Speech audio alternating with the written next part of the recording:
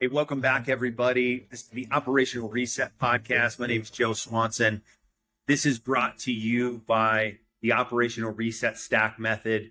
This is what I teach in workshops across the country to law enforcement departments, and it's the core of my coaching program because so often, and this is where I was when I was at the end of my law enforcement career, disconnected, frustrated, burnt out, administrative betrayals, the whole thing. And I didn't understand nervous system regulation. And it was such a critical piece for me to reset my nervous system and do the work so that those habits, the daily habits, the sobriety, the other things that have been so beneficial to me, the not seeking validation outside of myself, but creating it in those actions. Those actions are hard to stick when you're not regulated. And so ORSM is a way to regulate it. It's part of what I do. If you're interested in it, please get in touch with me, Joe Swanson Tactical on Instagram, or joeswansontactical.com. Just reach out. I would love to talk to you about it. That said, I'm super excited to have my guest on today. This man wrote a book. We're going to talk about it. And it captivated me when I read it. And it is something that I would encourage everybody in law enforcement, or even if you have family or friends in law enforcement, to read, because it illuminates how in law enforcement things can drift and how drastic when a narrative drift happens, how much impact it has. And so I'm happy to welcome Rusty Myers. Rusty, thank you so much for coming on. And yeah, man, I'm so excited to really dig into the book. And but I want to give some context, right? Some context about you and your career and what sort of led up to this experience for you before we dive into it. So, looking back, like let's rewind the tape a little bit here and how'd you get into law enforcement? What was that initial draw? There's so many that are looking at this as a career nowadays. How'd you get into it? Well, I attended the Citadel, the Military College of South Carolina, and I graduated from there after 5 years on the 5-year plan. Okay. And basically, I was looking at two different potential career decisions. One was to go into teaching because I'm a history nerd, and the other was law enforcement. And I kind of was looking around. I looked at what teachers went through with kids, and I decided that I think I'd rather be armed. Yeah, so, good choice. I went into law enforcement and never looked back. Yeah. So making that decision, I was a teacher also. I think doing both of those jobs, they both have incredible challenges to them, but they're also very, rewarding. There's a great reward when you're taking, a kid through a subject and you see the light bulb go off, just like when you're out, on patrol or, in leadership and you help somebody to that next place of, in their life, whether that's, again, out on the street, helping somebody, protecting somebody, or inside the office, mentoring somebody, or, giving them some wisdom of experience from your own past. And so you went into law enforcement. What was that process like for you? I applied and got accepted and spent a few months waiting on my academy date. I went in there. I was with the Charleston Police Department and went to the police academy, graduated, and then I spent most of my career in patrol. Started off in what was Team 1 in downtown Charleston. Went over to Team 3, which is James Island, which is a little different attitude, different area. And then I spent many years in patrol. That's all I really did. I was one of, I think, only 2 lieutenants at the city that got promoted out of patrol. Became a corporal, took over squads, ran different squads, became a sergeant. Became a sergeant over basically an interdiction team We were the tip of the spear, going out looking for trouble. Had a real good time with that. It was a new thing for me in law enforcement. And first night I sat in the car and said, I don't have a clue what to do. You guys show me what we do. Yeah. And learned a lot from them. I had some very smart guys. One of them's gone with the DEA now, but very, very intelligent young officers, and I was smart enough to listen to them. And we had a real good time, very successful.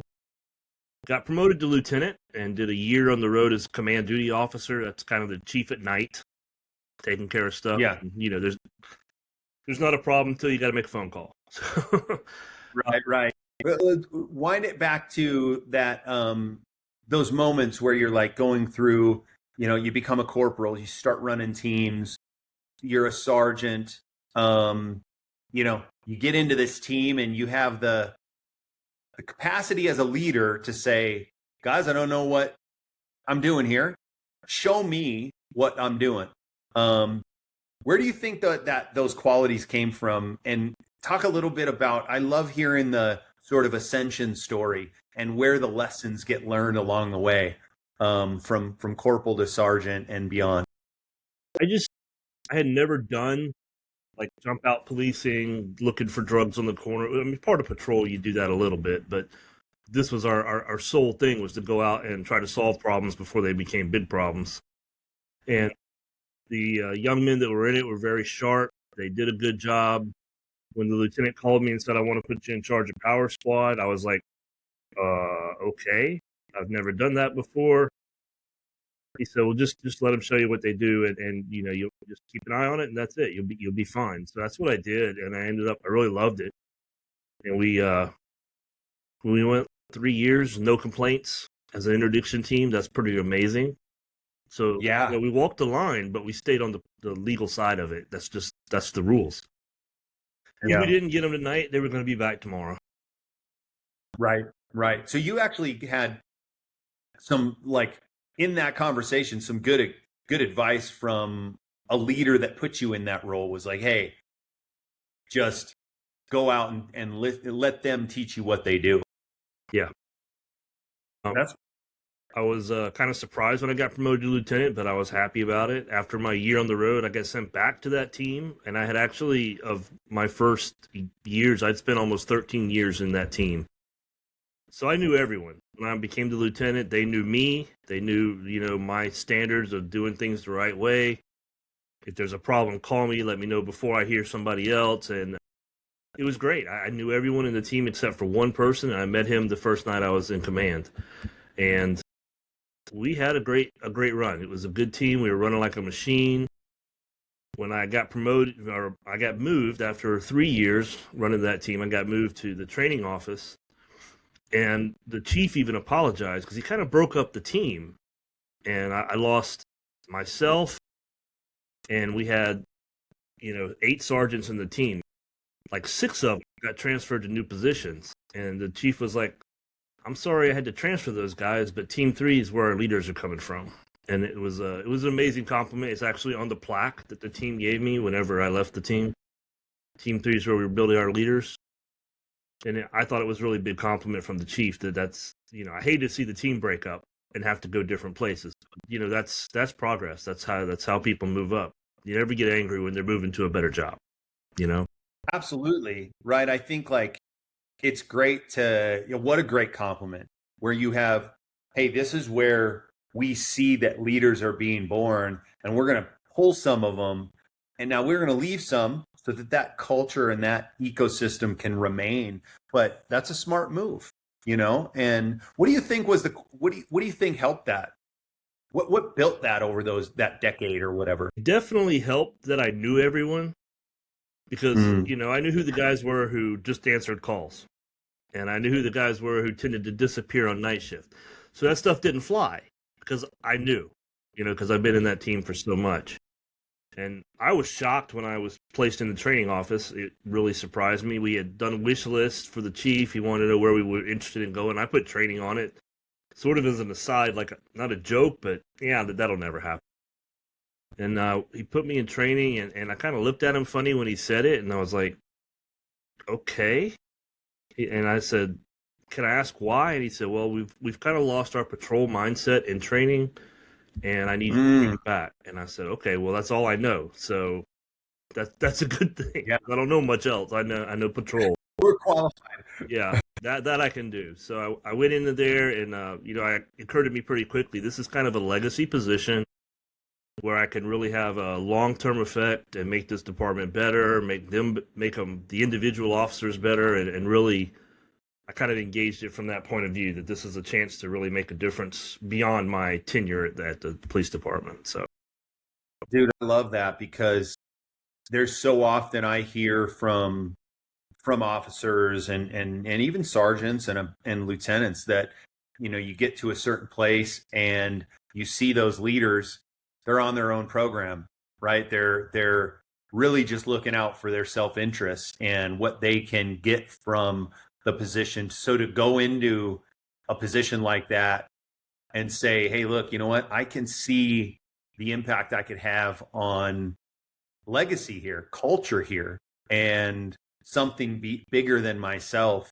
Where did that mindset come from? I don't have any idea. That's just what I thought. Yeah. Whenever I had a job, it was my job. And we had a lot of fun. We brought some new training in. That was when active shooter was really starting to ramp up. So we were able to get a lot of that under our belts pretty quickly. We started a civil rights in Charleston program with the College of Charleston. Wow. Because we were hiring a lot of officers from out of state. And they were coming down here having no idea of the impact that Charleston had in the civil rights movement. Or where areas that were potentially sensitive because of the civil rights movement. So we started training them. We would take them around for a tour of the city and stop at different places. We actually, after Mother Emanuel, we started stopping there, letting them meet the church secretary and talk to some of the folks at the church. Mm-hmm. And I'm pretty proud of that program because the whole department went through it ultimately. It wasn't just my trainees. We actually put the entire department through it. The fire department went through it, and we actually had some folks from other agencies that sat in on classes too.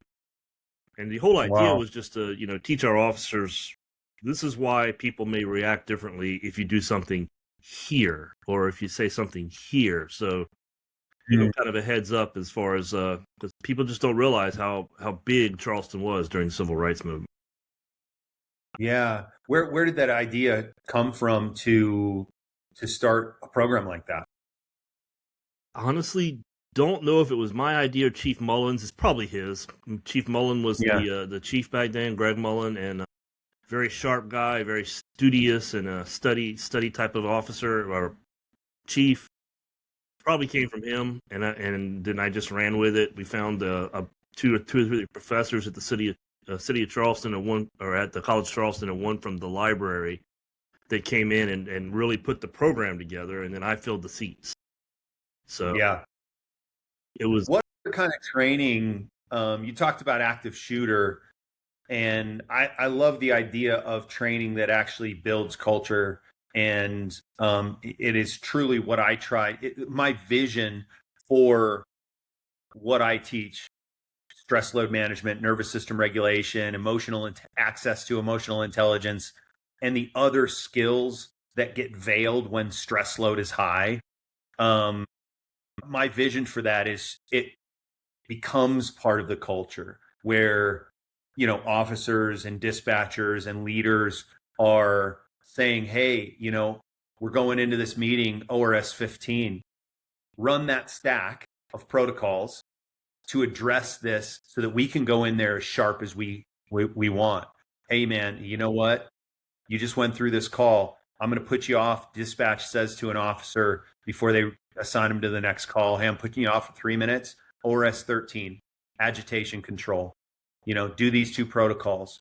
And it becomes like ingrained in the culture. So I love hearing that, like that it was an educational piece of training, but it was also like really critical to the culture that was being built in the police department and beyond. You mentioned active shooter, and I had a great opportunity to go through a big active shooter course when I was in the highway patrol. We put together simulation round weapons. We took over Chabot College, a section in that college, and got to go, respond to a college environment, go through classrooms, clear rooms, talk about strategy. It was incredibly useful and very impactful. I still remember, that training day, or 2 training days. I think we were there twice. And what training were you? At the, I work at a college, so of course that's one of their concerns, and we pulled off a full scale scenario. Our theater closed for some renovations, and we were able to pull off a full scale scenario complete with role players based on Aurora, the shooting at the movie theater. Kind of based it on that, except our shooter was in the building and the officers had to go in. There was gas involved, so we smoked the theater up. They had to wear a gas mask the whole time. They had to do the full scenario. Then they had to treat the wounded, which, if you've never put a tourniquet on with a gas mask, it changes things. So they had to treat the wounded and then evacuate them to a casualty collection point. So it was like a full scenario. Yeah. And, my chief's from an older generation, and that's the generation that doesn't say good job. And he actually sent us an email after watching the training. He's like, that's probably the best, most complete active shooter class I've ever seen. And from him, that's high praise. If he doesn't say something, he's happy. That's so interesting. Man, can we change that? Like, can we talk about the good things that we're doing in law enforcement? Can we, look, shout out to the great leaders who are praising their people, who are sending those emails, who are stopping them in the hall, having the water cooler conversation, rolling up into a roll call and saying, yo, this is what I saw. Good job on that. Man, it impacts culture so much. And it really does. We're not getting the accommodations rarely, right? I think in my 8 years, I got 2, citizen accommodations like, hey, this person, thanks for helping me. I really appreciate it. But how many times, did my sergeant come up and say, man, Swanson, good job? A lot more. Officers do great work 99% of the time, and it never gets really recognized beyond, hey, good report. Yeah. You handled that well. Yeah. That's really all we do. We don't hand out medals like the military for doing good. Right. It's once in a while a letter in a file. Actually, the guy today get a letter from a citizen saying what a great job he did, and that's very rare. People. Yeah, it was. It happened. So we were very happy to see that, of course, and he's a fine young man, so I'm glad he got that. Yeah. It's definitely cool when that happens, right? I mean, and then to tag on top of that,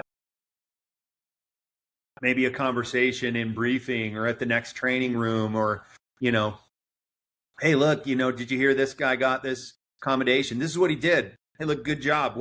Unpack that for us. Like, tell us what was going through your mind. Impact that culture and impact that influence, at a deeper level. I love hearing it. Truth is, they do a good job so much that we become used to it. And then when something bad happens, everybody freaks out. Oh my God, this is a major screw up. Well, right. It's a screw up, but the guy's been here for 5 years and he's done a great job for 5 years and he had a bad day. And everybody has bad days. It happens. People make mistakes. One of the things that I kind of preach is never assume malevolence when it's probably just a mistake. Right. Yeah, that goes a long way. I mean, we would talk about that in worked for a couple software companies and is in leadership, and we would talk about that often. Mm-hmm. Talk about it early. Talk about it often. Assume positive intent, right? Assume positive intent that they were doing their best, and maybe things got away from them. Maybe, again, stress load can have an incredible impact on the decision-making process, on communication capacity, on these things that physiologically, not a character flaw, but just biologically, it happens. It's why what I teach, I think, is so important, to go from that high stress experience, maybe even go into it reset so that you're coming in fresh, go through the experience at high performance, come out of it, reset. So that the next experience that you have, you're going into high performance at your peak. Great access to all these things that we train so hard to get. Talk a little bit about, so you're in the lieutenant position. You come out of the jump out squad and do an interdiction. You get into training. You're making impact in that capacity. What's the progress to getting back to the position where you were in, or getting to the position you were in when the incident happened that we'll dig into? Well, it wasn't really progress. Chief Mullen retired, and we spent a year looking for a new chief. Got a new chief, and he came in and decided to do a big shakeup. And he just transferred everybody around. And his old department, the SWAT team, ran training. I wasn't SWAT, so most of the training office got transferred and moved to other positions. I ended up commanding a patrol team again, which it's fine by me. I enjoy patrol. It's what I wanted. I love training. We still did a bunch of work for training afterwards, and then had to finish up some projects we had going, so they'd have the right stuff to use for what they were getting ready to try and make it as seamless as possible. Obviously, when you have a big personnel transfer like that, that's going to take a little while, and it's going to be a little disruptive. Yep. But took over a team command and was back in charge, running a team, having fun. I had another good team of young officers that were bright, were sharp, were doing a good job, and then one day the world exploded. Yeah, let's dig into it. Can you give a little bit of the scenario that happened?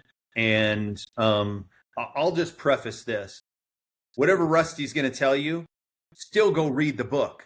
I mean, it's you're not going to be able to explain what the book talks through in this 30, 40 more minutes, right? And so let this be an inspiration to you to go grab that book. And we'll definitely put links in the description here, and let you shout out, at the end where they can go get that. But I just want people to understand that this is not a replacement for the book. The book is so good.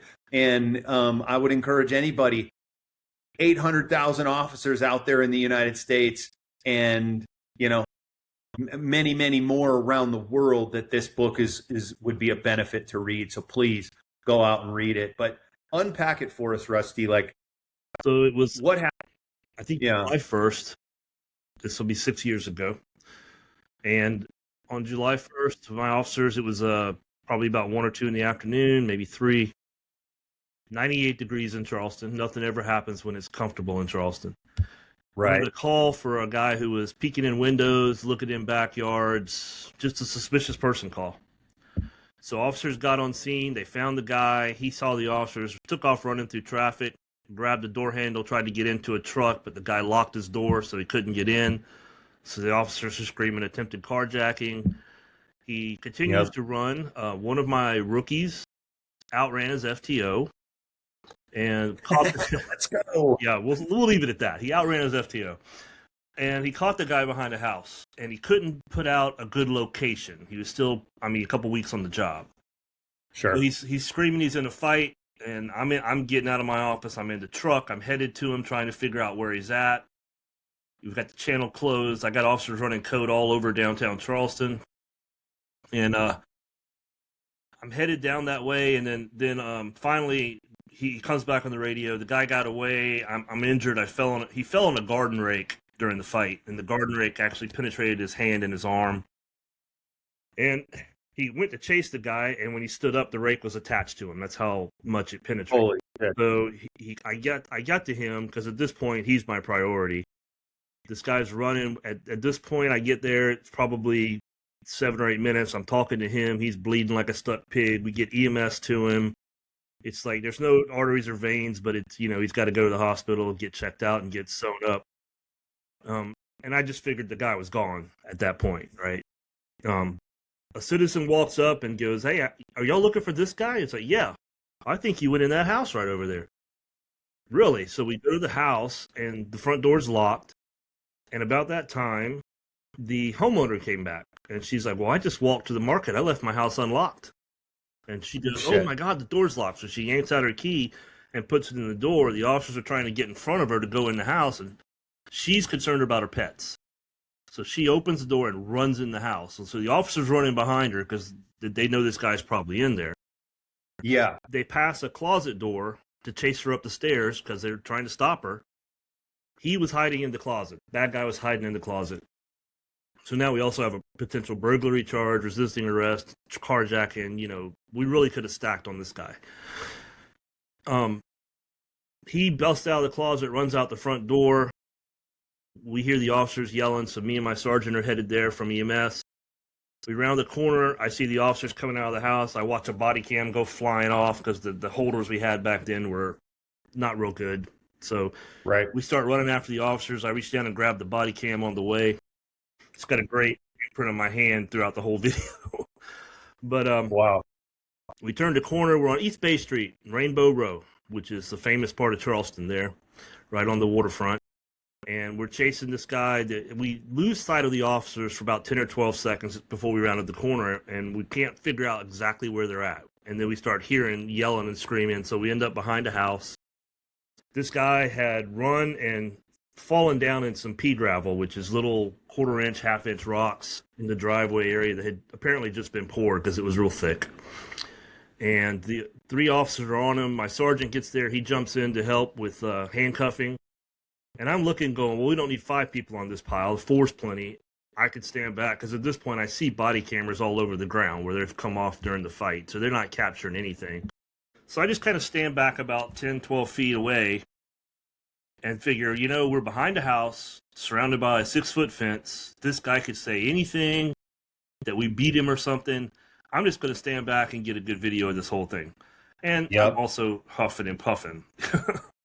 It's 2-foot pursuits now that they've been in. So they're putting the handcuffs on. As they're doing that, the cuffs are going on. One of the officers stands up, and at about that time, another officer got injured. So I'm turning my head to go to my walkie to find out what's going on with that and to slow everybody down because, like I said, they're running all over Charleston in the middle of tourist season. I want some tourists run over. And as I'm looking to my radio, I catch this slap to the back of the head out the corner of my eye as the officer stood up. And I kind of think, you know, I have to ask why that happened. But he just kind of stood there, and I'm just huffing, puffing, and trying to get my breath back and keeping my camera on the fight. And he starts playing in the rocks with his feet. And he kind of piles the rocks up, a little, 6-inch pile of rocks. And I'm like, well, I don't know if he's thinking anything or if he's just playing in the rocks. So I walk over, I hand him his body cam, which kind of turns his brain back on, and then that's pretty much it. The guy starts yelling he's hot. The rocks are burning him because, like I said, it's 98 degrees. So I'm like, yeah, get him up off the rocks. I'm going to go ahead and get EMS over here to check him out, make sure he's not hurt. He had some scratches, nothing. He didn't go with EMS. So now we're like, well, we got charges. Let's just go ahead and get him to the jail. Excuse me. Start the process. So they're headed to the jail, and I'm primarily concerned with getting to the hospital because now I got 2 officers hurt. I got to find out what's going on with them. And I stopped by the office, download my body cam on my detective's computer, and on that 11-inch MDT, I watched the video as it's downloading, and I see the officer stand up and slap him on the back of the head. I thought, okay, well, it's not a big strike or anything, but I need to ask why that happened. About that time, my phone rang. It was the officer. I'm talking to him on the phone, and I'm just like, this 30-second conversation, if that. And I said, so what'd you slap him on the back of the head for? And just off the top, he was spitting. I thought he was going to spit on me. Okay. All right. Spitting in South Carolina is a felony. If you prevented a felony with a slap to the back of the head, the same way my grandmother prevented me talking in church, that's kind of it. Right. Oh, it's a Gibbs slap. If you watch NCIS, that's really all it was. So I went to the hospital, did what I needed to do. They went back, finished their shift, wrote their use of force reports. Those came in, and I reviewed them the next day. I tried to watch the video again, but there was a screw up with my camera that it wasn't assigned to me properly. And because I downloaded it on a computer besides mine, it just the video just disappeared. So I couldn't review it but one time. That one time I watched it on the little screen. So I was like, well, I'm going to go ahead and write this thing up. I don't want anybody to think we're sitting on it. I'll just write it up. And I addressed the fact that I had said he cuffed him on the back of the head. This was the only strike I observed. And I explained in there, when questioned, the officer stated he thought he was going to spit, and that's why he slapped him on the back of the head. And I submitted my paperwork, and that was it. It's kind of an open.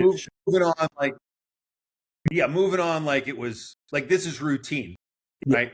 Yeah. I've been in those scenarios, right? Plenty of times, foot pursuit, end of foot pursuit, scrapping with somebody, like it's standard police, operating procedure, right? It happens every day around the country. And it happens not because the police are looking to get into a fight. It happens because someone chooses to fight the police. And that's something that gets lost by the press a lot. I think so too. I mean, you have to go back and why were they even contacting this guy in the first place? He was looking over fences. He was checking doors. Subsequently tried to get into somebody's truck, went into somebody's house. It wasn't, Johnny USA citizen that was just out for a nice stroll because he needed some vitamin D because Andrew Huberman told him he needed vitamin D, right? This was somebody looking to get into something. And that was my as well. Yeah. So you write your report, you get the report submitted, and your guys are getting taken care of. What's the point when you realize, how did it become, how did that drift start happening? Because you talk about this in the book about the narrative drift starting, and I think it revolves around that cupping of the head and the pea gravel that you mentioned. When was the first moment where you're like something's different here? Friday afternoon, the same squad was working, and the officer got called into IA. I wasn't notified, and then they sent him home. And so the sergeant called me and said, "Hey, they sent him home." And I was like, "For what?" He said, "Something with that foot pursuit." And I was like, "But nothing happened during the foot pursuit. I don't understand." So I call internal affairs. I'm like, "Hey, you sent one of my guys home. You might want to notify the commander when you do that, but what's going on?" And it's under investigation. And I was like, "Would you want me to do an interview?" I was there. I saw everything. I didn't see anything out of the ordinary. It was not a big deal. And then they said, "No, we don't think we need to interview you at this time. We're doing this and this." And I was like, "Man, I have no idea." And they were like, "We really can't talk about it." And I understand that, I get it. So that was Friday afternoon. Monday, I'd gone by the station. I bumped into the IA lieutenant. I said, "Hey, you want to interview me? Because I'm here. I'll go ahead and do an interview real quick because I just don't understand what the big deal is." The only thing in my mind that I could think of is that 10 or 12 seconds where we lost sight of the officers had something happened in those 10 or 12 seconds. Because at that point, one body cam was off, one body cam was in my hand because it had fallen off. Right. When the others came off. So all I could think is something happened before we got there. And they still said, "No, we don't need to call you. We don't need you." Okay. So that afternoon late, they called me and said, "Hey, can you come in at 7:30 tomorrow and do an interview?" I said, "Sure, I'll be in there early. No big deal." So I go in for my interview. We sit down, we start talking about it, and we watch the video. So now I get to see it on a 21-inch screen, at least a little bit bigger. Yep. We watch him slap the guy on the back of the head, and I said, "Yeah, that he told me the guy was about to spit or spitting on him, and that's why he did that." I put that in my report, and in my body cam video after that, when he stands up and he's playing in the rocks, his knees move. Right, you can't see his feet in the video. You can't see the ground. All you can see is his knees moving. And they asked me what he was doing there, and I said, "Oh, he was piddling in the rocks. He was just playing in the rocks, kind of stacking them up. I just put it off to nervous energy." And that was really all they asked me about that. They did ask, "Why did you use the term cuff instead of slap?" And I said, "Well, to me, a slap is something when you're trying to really hurt somebody and you slap them in the face. And this wasn't that. This was a attention getter A to redirect. the head, a redirect, yeah. But I did say it was a strike Yeah. in the very next sentence. I wasn't hiding the fact that he slapped him. It was just, to me, there's a difference between a boom upside the face and a tap on the back of the head that says, hey, stop that. So that was the only interview. I went from there. I went back to my office and I was like, well, I don't know why they're making such a deal out of this, but I'm probably going to get a letter in my file. But you know what? Okay, whatever. I don't know what they think that we did, but I just didn't see it. And a couple hours later, the phone rang. It was my friend in IA. He calls me. He says, hey, Rusty, we need you to come to the station. We need to take your car. And I was like, what? Yeah, you're being placed on administrative leave, but it's with pay. So at least it's with pay. And I was like, what for? What am I being placed on leave for?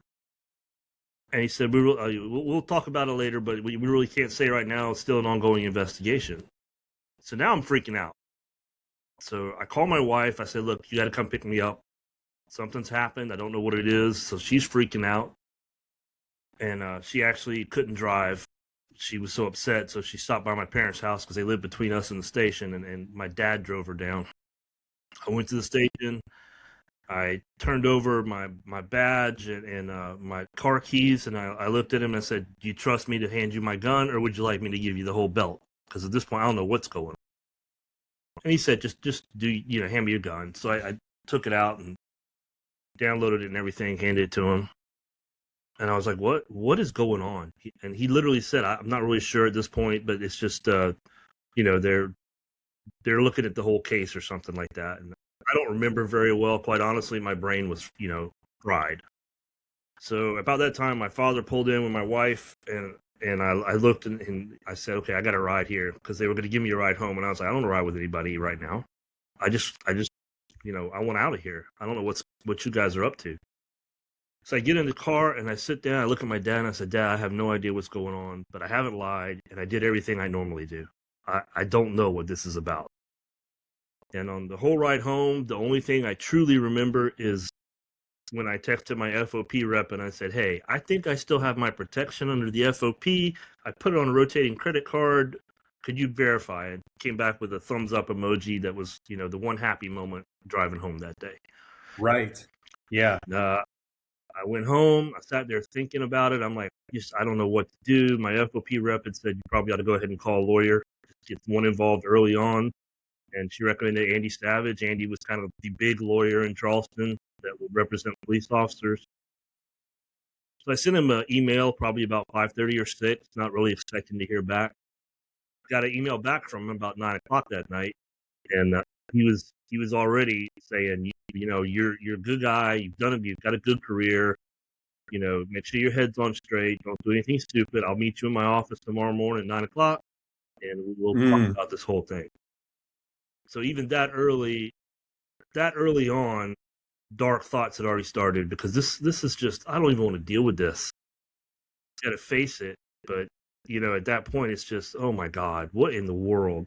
So next morning, my wife and I go to Andy's office. We sit down with him. He comes in wearing jeans with his wife. They were going to spend the rest of the day with their grandkids after that. So it meant a lot to me that he was there.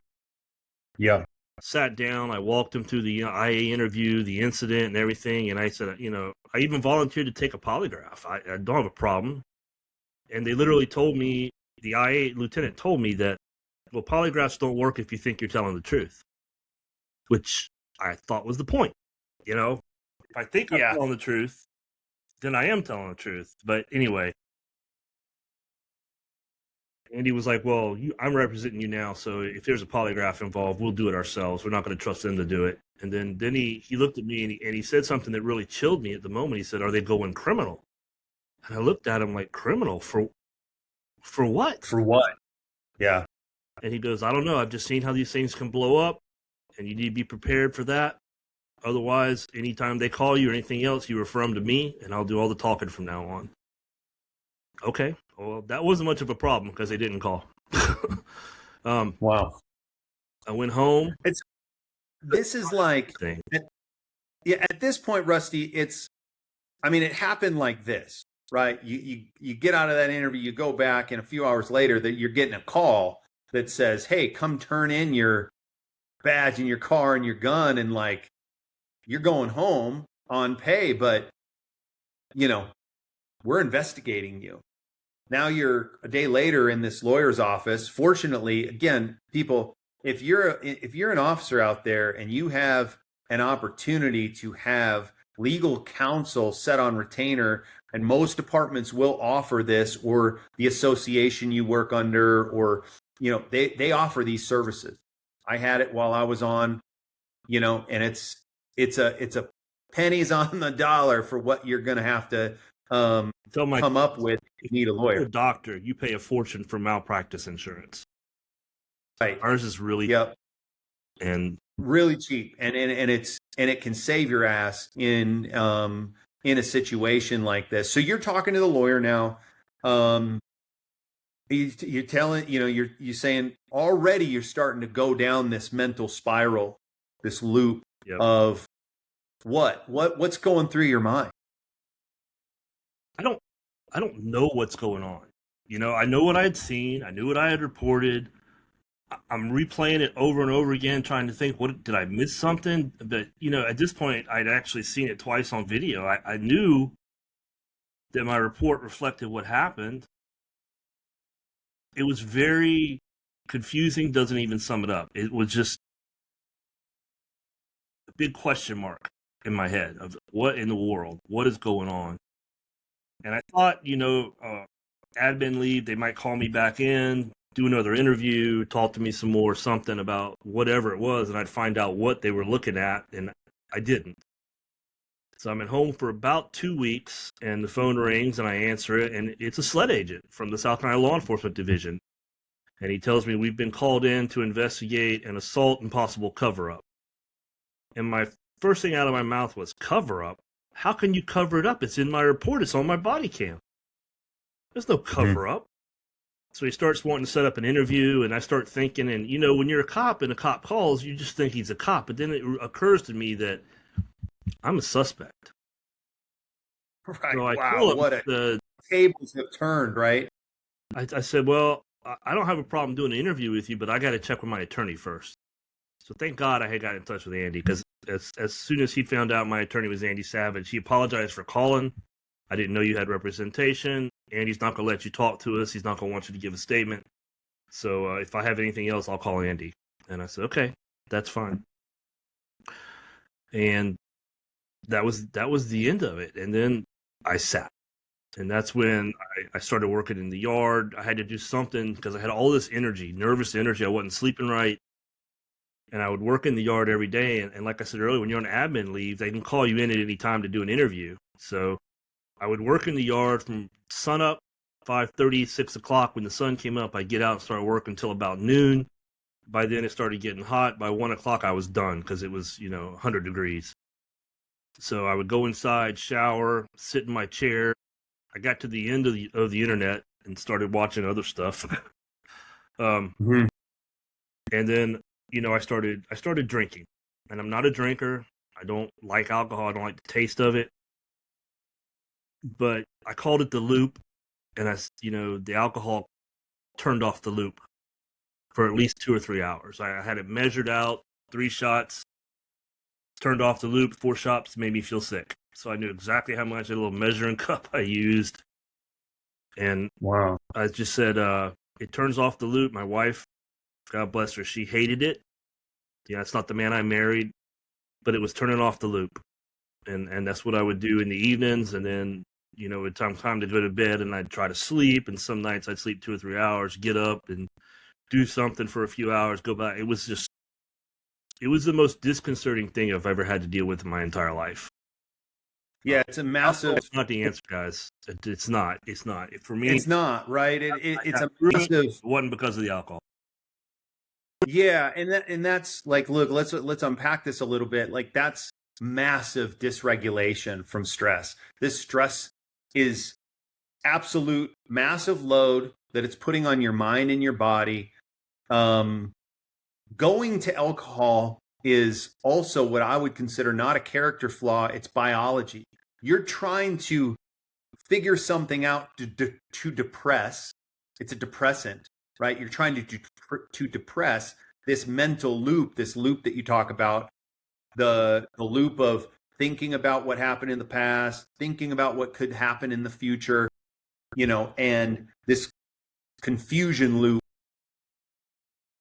Look, the stress load also veils your impulse control. It deadens the impulse control. So those things that, you might not do, it's not the man I married. Well, stress is built so high that it's now, you don't have the impulse control to say, you know what? Yeah, but I know it's not me, but it's going to deaden this loop. It's going to depress this loop. I'm going to do exactly what I need just to get through, to get hit 4 o'clock where I know they can't call me anymore. And I'm good to the next day when I can wake up and I can move some dirt and I can get my body engaged. And this other thing now, this physical activity is going to replace the alcohol for a few hours. Yeah, it gave me something to concentrate on. And that was it for about 3.5 months. I heard nothing from my department, nothing from SLED. I wasn't called in to do another interview. SLED didn't call again, obviously, because they knew I had an attorney. And I just got nothing. I had no idea what I was being accused of, or I had nothing. And, I have a chapter in there called narrowing. As first couple of days you get some phone calls, and then they drift away and they start getting smaller and smaller and smaller. And, it's just your life narrows to, I'm at home. The longest period I've ever spent at home, and you don't know what to do with yourself. So that's where the yard came in. Like you said, it gave me something to think about besides the loop. After about 3.5 months, I got a call from Andy. The SLED report is out. You are not being charged with anything. They are going to charge the officer with simple assault. And I was like, well, that's fine, but if the guy was spitting, that's a felony. I don't know, but that case was a disaster for SLED and for everybody else. So didn't go anywhere. It got thrown out of court. I covered that in the book. But the whole idea, this is over. And that's what I'm thinking is I've been cleared by SLED. They've looked at it. They said, look, they actually Lieutenant Myers wrote a detailed report on what he observed. And that was it. That's like the only time I'm really mentioned in the report outside of, they called me and I didn't do an interview. And I thought, well, that's pretty open and shut. That should handle it. And, I wait a day. I wait a second day. On the third day, I call IA. And I'm like, hey, what's going on? I've been cleared. Can I come back to work? What's the deal what's the holdup? Oh, well, we just began the investigation. So they had not investigated anything while SLED was doing their criminal investigation. So now my IA investigation began. So again, I'm thinking, all right, well, they're going to call me back in, tell me what's going on, interview me again, get a statement, do something. Nothing. 6 or 8 weeks. I don't remember exactly now, but anyway, on December months, like it's just a waiting game. Yeah, and literally, I have no idea what's going on. I've heard through the grapevine stuff, none of which makes sense. So on December 1st, I think, I got a phone call. I was actually in the barbershop getting a haircut, and I told the barber I got to take this call because it was the IA lieutenant. And he's like, I need you to come to the station. We're putting you on admin leave without pay, and you got to sign this form, which is kind of insult to injury when you think about it. I got to drive all the way down there to sign a form saying I'm no longer getting paid in my truck, right? Right. So the barber comes back and she stops and she's like, I don't know what just happened here, because I had tensed up so much that even somebody who had no idea what was going on could see it in my body, in my face, and my demeanor. She said, something just happened here. I don't know what. Are you okay? And I'm like, no, just finish the haircut. So I go down, Yeah, that's everything. Yeah. geez. 'Cause I know what that means when they say you're on leave without pay. I know what that's leading to. And I'm still like, I don't know. I don't have any idea what they're even accusing me of. So I have a meeting on Friday, December the 6th with the deputy chief, and it's called a findings hearing. And that's where they're going to tell you the results of their investigation. The one that started 6 months ago, that I had one interview on 6 months ago, and I've heard nothing. 141 days, no official calls from CPD for 141 days. Thank you for listening to the Operational Reset Podcast, Part 1 of the Rusty Myers story. Tune in next week for Part 2 and find out what happens to Rusty's career.